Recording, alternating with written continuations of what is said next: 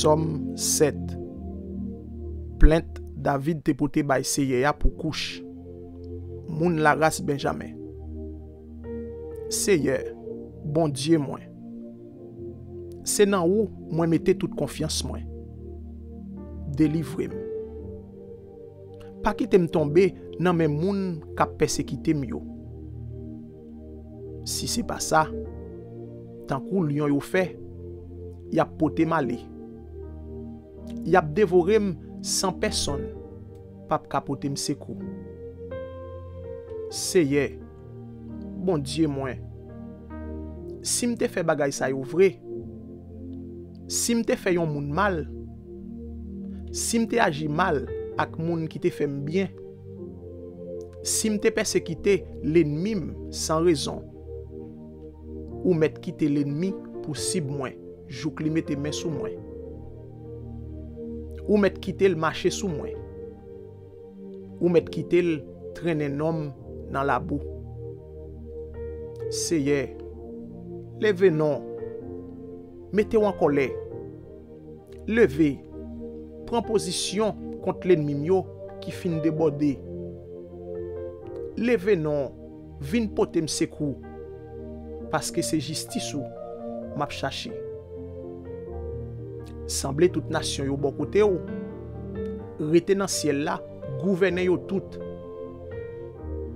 Ou même Seye, ou c'est juge tout monde. T'en prie, Seye, fais-moi justice, parce que moi marché droite, moi innocent. Fais méchant yo suspend fait mauvais bagay. T'en prie, bay moun qui marché droite yo force. Ou c'est un bon Dieu qui pas nan parti pris. Ou connaît toute l'idée moun gen en tête yo ak tout sentiment qui nan cœur yo. C'est bon Dieu qui défense moi. Li délivre tout moun qui marche droite. Bon Dieu, c'est un juge qui sans parti pris. Li toujours condamné méchant yo. Si yon moun pas changer la vie li, bon Dieu a filé n'épée li. La paré banzali pour le viser li. Bon Dieu a paré zam sa yo pour touyer li. L'a servi ak flèche li yo pour le simédifier. Gade gens méchant gen mauvais idée dans quel li. L'a fait plan pour faire moun mal.